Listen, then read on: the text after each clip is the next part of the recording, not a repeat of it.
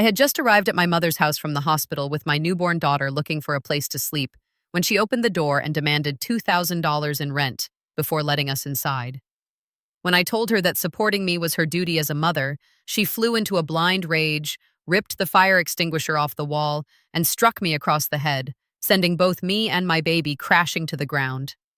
She honestly believed that blow had broken my spirit forever and that I would just crawl away into the dark. But she had no idea that as I lay on that floor, her downfall had just officially begun. Before we get into my story and the betrayal that changed everything, I have a quick question for you. Where are you watching this from right now, and what's the exact time there? Honestly, knowing where my voice is landing makes me feel a little less alone in this world. My name is Chloe Miller. For 30 years, I was the kind of person who believed that family was an unshakable foundation, a sacred bond that could withstand any storm. I grew up believing that no matter how cruel or cold the world became, your blood would always be the safety net that caught you when you fell. I learned the hard way that sometimes the people who are supposed to protect you are the exact ones holding the blade behind their backs. Just a year ago, my life looked completely different. I was 30 years old, happily married, and 8 months pregnant with my first child. My husband, Liam, was the absolute center of my universe. He wasn't a corporate executive or a high-priced lawyer. He was a car mechanic. He worked 12 to 14 hours a day at a local workshop on the south side of Chicago, his hands permanently stained with grease and his back aching from leaning over engines. We didn't have a luxury lifestyle. We lived in a cramped, drafty 2-bedroom apartment where the radiator clanked all night and the kitchen linoleum was peeling at the corners. We counted every single penny, tracking the price of groceries down to the cent, but our home was filled with a warmth that money could never buy. We were building a life together, grounded in real love, mutual respect, and the thrilling, terrifying anticipation of becoming parents to a little girl. Liam's parents had passed away years before we met, leaving him completely alone in the world except for me. Because of that, I clung even tighter to my own family, desperately wanting our daughter to grow up surrounded by grandparents, uncles, and aunts. My mother, Eleanor, lived only 20 minutes away in a beautiful, mortgage-free suburban home that she had inherited entirely from my late father. My younger brother, Julian, and his wife, Vanessa, lived with her, enjoying a life of comfort while looking down on my reality. To them, Liam was just a grease monkey, and I was the sister who had settled for a life beneath what they considered the family standard. They would scoff at our small apartment and make passive-aggressive comments about Liam's clothes during holidays. Yet, I tolerated it. I swallowed my pride, hid my hurt, and kept showing up, convincing myself that their snobbery was just a superficial flaw. I wanted so badly to believe that beneath their vanity, they possessed a basic human heart. I had no idea that their superficiality ran all the way to the bone, or that my blind loyalty was setting me up for the most heartbreaking betrayal of my life.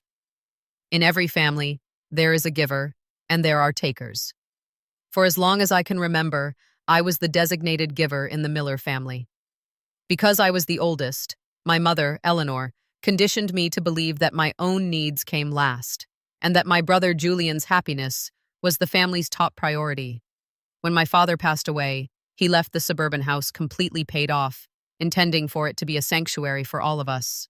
But Eleanor immediately took control, turning it into her personal kingdom where Julian and his wife, Vanessa, lived rent-free like royalty, while I was treated like an outsider who only existed to solve their problems.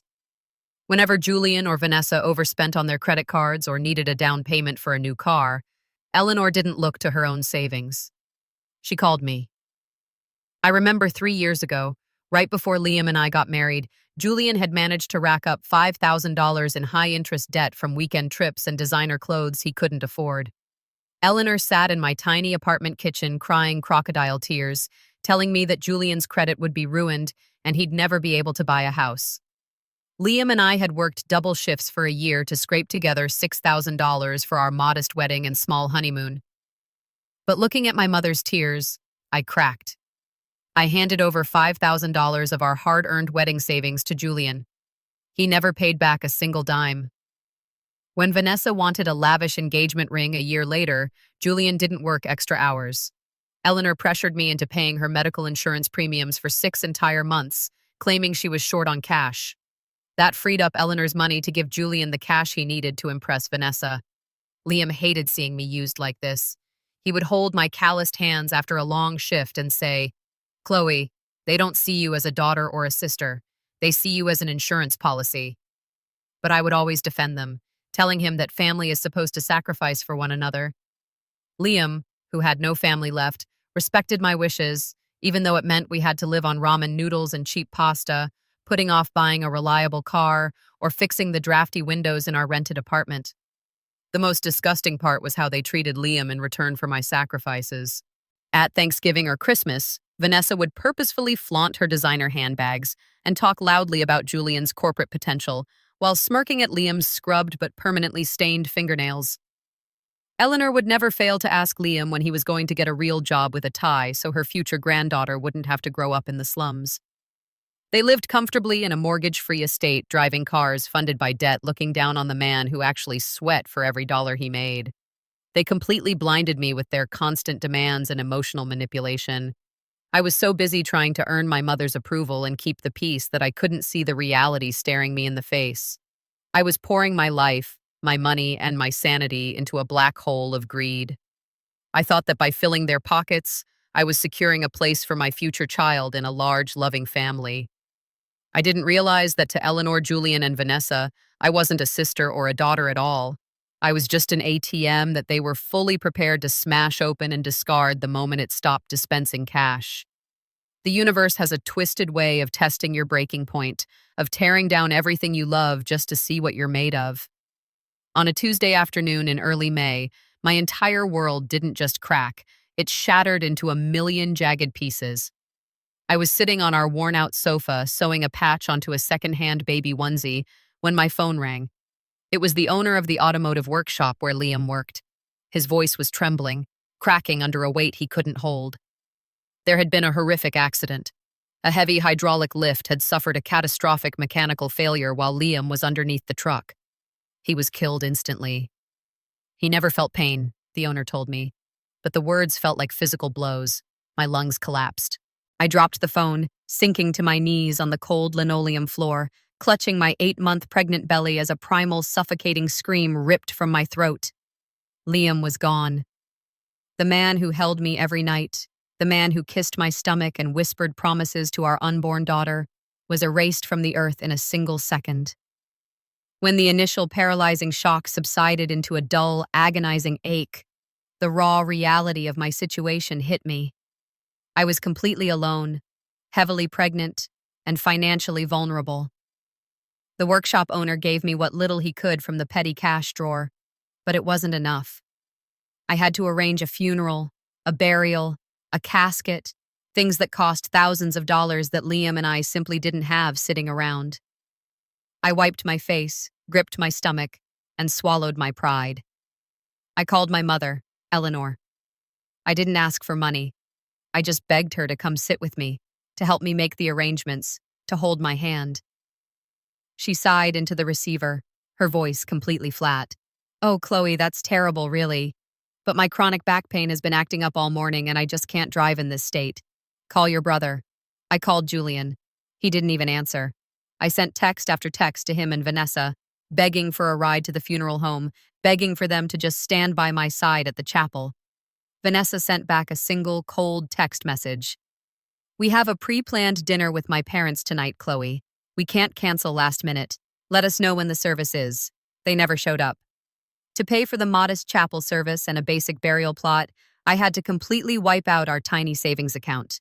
Every single cent Liam and I had scrimped together for the baby's crib, diapers, and my upcoming unpaid maternity leave. On the day of the funeral, I sat in the front row of a cold, empty chapel on the south side of Chicago. The rain beat heavily against the stained glass windows. There were no flowers, no crowded pews, no comforting words from blood relatives. It was just me, 30 years old, heavily pregnant, staring at a plain wooden casket containing the love of my life. My mother didn't show, my brother didn't show, my sister-in-law didn't show. They left me to bury my husband in total, deafening silence, treating Liam's life and my profound grief as an inconvenient distraction from their comfortable lives. Standing over his grave in the pouring rain, I realized the terrifying truth. I didn't have a family. I had a pack of wolves disguised as relatives, and they had officially abandoned me to bleed out alone in the dark. Grief does terrible things to a pregnant body. Just 3 days after burying Liam, the physical toll of the stress caught up with me. It was 2 o'clock in the morning when a white-hot, agonizing pain ripped through my lower abdomen, causing my knees to buckle instantly. I collapsed onto the cold bathroom floor, clutching the porcelain sink as another contraction tore through me. I was a month early. The labor was coming fast and furious, fueled by adrenaline and sorrow. Gasping for air, my vision blurring from the pain, I reached for my phone on the floor. I called my mother first. The phone rang and rang until her groggy, irritated voice finally answered. "Chloe, do you know what time it is?" "Mom, please," I sobbed, pressing my face against the cold floor tiles. "I'm in labor. It hurts so bad. I'm bleeding, Mom. Please, I need you to come drive me to the hospital. I can't do this alone." There was a brief pause, and then I heard a muffled conversation on her end. She turned back to the phone, her voice completely devoid of empathy. "Look, Chloe, Julian and Vanessa are asleep, and I took my sleeping medication an hour ago. I can't drive under the influence of my pills. Just call an Uber or something. I'll try to stop by tomorrow after my hair appointment." The line went dead. She hung up on me. My own mother, the woman who brought me into this world, left her terrified, grieving daughter to deliver a baby on a bathroom floor because she didn't want to ruin her sleep or miss a hair appointment. A fresh wave of agony hit me, forcing a scream from my throat. I couldn't waste time crying over her rejection. I dialed 911. Within 15 minutes, the flashing red and blue lights of an ambulance illuminated my drafty apartment windows, and the paramedics broke through my door, lifting my shaking body onto a stretcher. The next 12 hours were a living hell. I was entirely alone in a sterile, brightly lit hospital room. Every time a contraction hit, there was no husband to hold my hand, no mother to whisper words of encouragement, and no brother waiting in the hallway. The nurses looked at me with deep pity as I screamed into the empty air, clutching the hospital bed rails until my knuckles turned white. But at 2:14 in the afternoon, a miracle happened. The room fell silent, followed by the sharp, beautiful cry of a newborn baby. The doctor placed her on my bare chest. She was beautiful. She had Liam's dark hair and perfectly shaped nose. Against all odds, despite the trauma and the premature birth, my daughter Maya was completely healthy and robust. As I held her tiny, warm body against mine, crying tears of pure exhaustion and relief, a nurse walked in with the discharge paperwork and the billing estimate. Because Liam's insurance had been tied to his employment and was currently in administrative limbo, the hospital required an immediate deductible payment. I looked at the paper. $1,200. It was the absolute last bit of cash I had left in the world, money I had hidden away in my drawer for emergencies. I called the hospital billing department from my bed and authorized the debit, completely clearing out my financial existence. I had a beautiful, healthy baby girl, but as I looked down at her sweet face, a terrifying reality set in.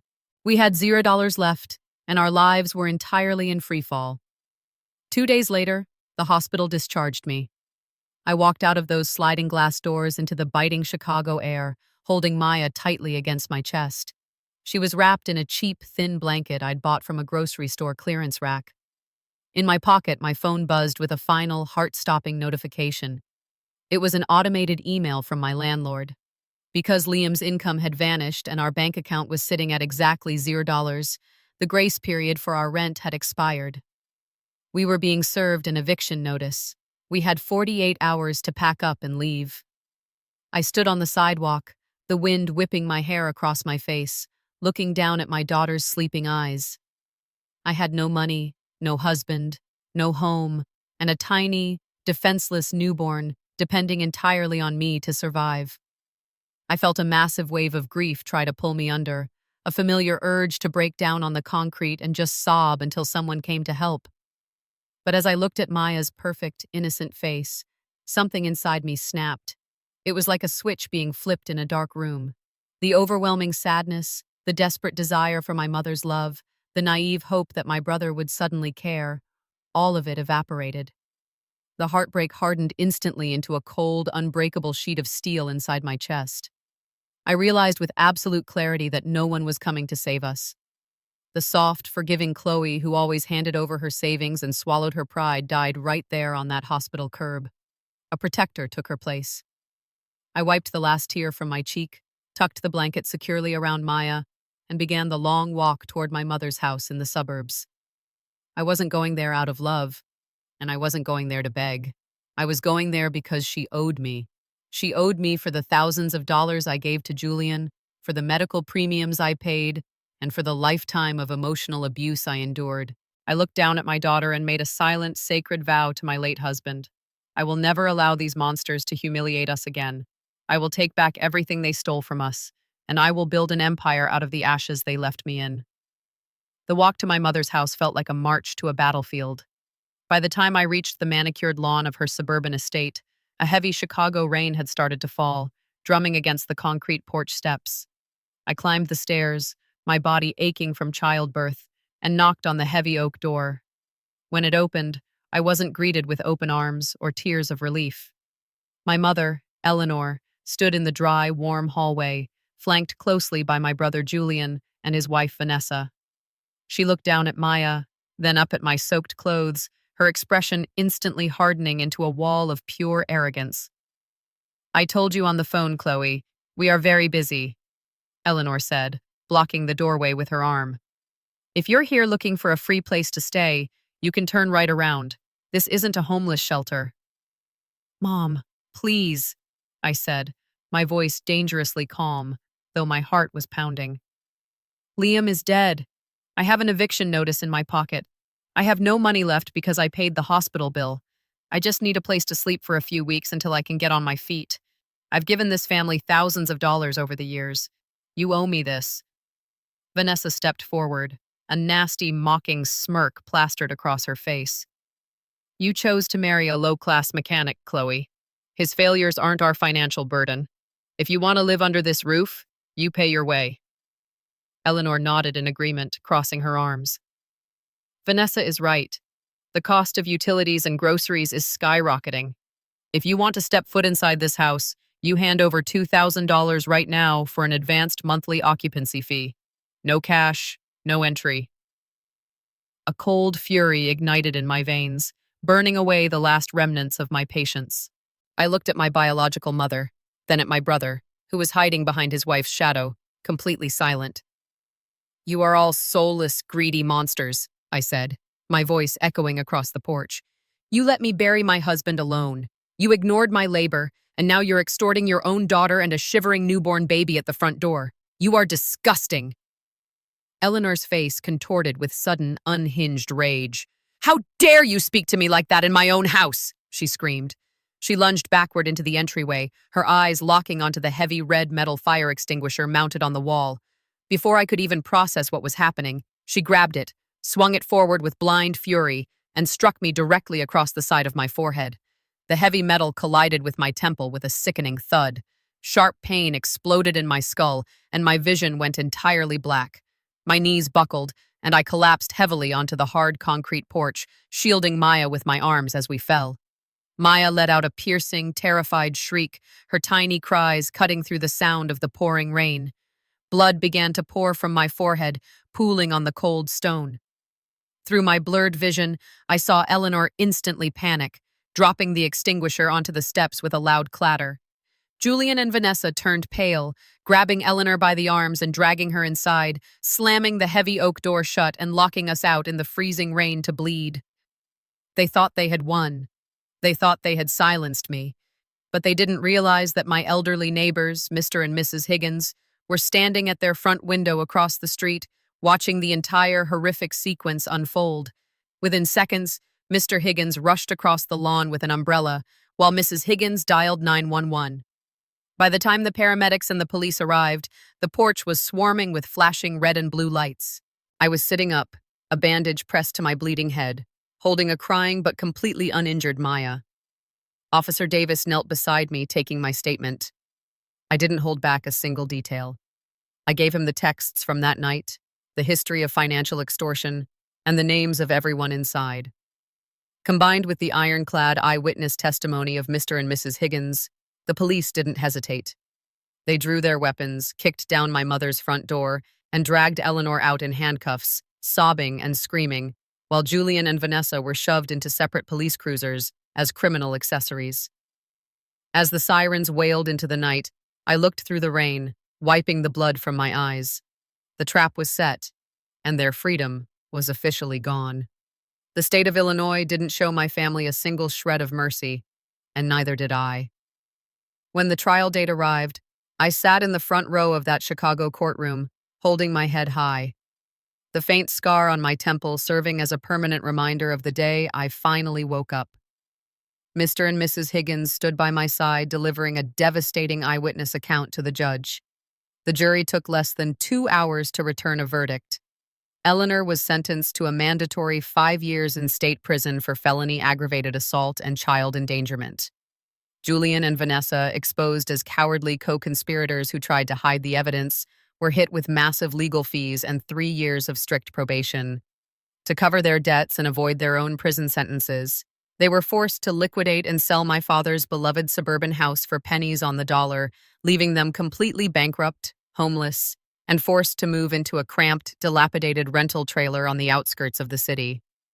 With the monsters officially locked away, the state's emergency housing program stepped in, providing Maya and me with a safe, subsidized one-bedroom apartment in a quiet neighborhood. I had nothing but a roof over my head, a secondhand smartphone, and a tiny kitchen. But I had my freedom. One evening, while stirring a pot of comforting, budget-friendly potato soup that Liam used to love, I decided to prop my phone against a glass jar and hit record. I started a YouTube channel called Chloe's Kitchen, sharing raw, honest, first-person stories about survival, resilience, and cooking affordable meals for single mothers who were struggling to get by. I didn't use flashy editing or fake AI scripts. I just spoke from the heart, pouring my soul into the camera. The internet responded in a way I never could have dreamed of. Within months, my videos went viral. Millions of people connected with my raw honesty, my recipes, and my journey. By the time a year had passed, Chloe's Kitchen had exploded into a massive 6-figure global brand. Today marks exactly 1 year since that horrific night on the porch. My apartment is filled with the warm, sweet scent of a homemade vanilla cake, bright pink balloons, and the sound of real laughter. Mr. and Mrs. Higgins are sitting on my sofa, smiling as Maya, now a beautiful, healthy, walking 1-year-old, giggles and claps her tiny hands. I look around my beautifully decorated home, entirely independent, wealthy, and secure. My husband's memory is honored, my daughter is safe, and the people who tried to destroy us are staring at gray prison walls. Justice wasn't just served, it was built from the ground up. Standing here today, looking at my beautiful daughter, I still can't believe how close I came to losing everything just because I trusted the wrong blood. But my journey taught me that when life strips you of everything, it's actually giving you a clean slate to build an empire. True family isn't about whose blood runs in your veins, it's about who stands by you when the rain starts pouring. I found my justice, and karma handled the rest. But looking back at everything I went through, do you think I did the right thing by putting them behind bars? What did you learn from my journey? Let me know in the comments below. And if you learned something valuable from my story, please subscribe and hit the bell icon to join us daily.